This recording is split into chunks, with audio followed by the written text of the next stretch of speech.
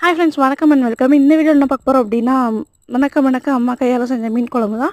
சரி வாங்க எப்படி செய்யணும் பார்த்தலாம். அதுக்கு 1.5 கிலோ மீன் எடுத்திருக்கோம். அதை வந்து உப்பும் மஞ்சத்தூளும் போட்டு குலுக்கி ஒரு 5 நிமிஷம் வச்சிடலாம். தாளிப்பு முறையை பார்த்தரலாம். ஒரு கடாயில் எண்ணெய் காஞ்சதுக்கப்புறம் கடுகும் வெந்தயமும் போட்டு நல்லா பொரிக்க விட்டுடலாம். பொரிஞ்சதுக்கப்புறம் நம்ம வெட்டி வச்சுருந்த சின்ன வெங்காயம், உரிச்ச பூண்டு எல்லாத்தையும் உள்ளே போட்டு நல்லா வதங்குற அளவுக்கு விட்டுடலாம். பொன்னிறமாக வந்துடணும். வந்ததுக்கப்புறம் நம்ம மீன் குழம்பு தூள் போட்டு எண்ணெயிலே போட்டு வதக்கிடலாம். அப்போ தான் அது காரத்தன்மை தெரியாமல் இருக்கும்.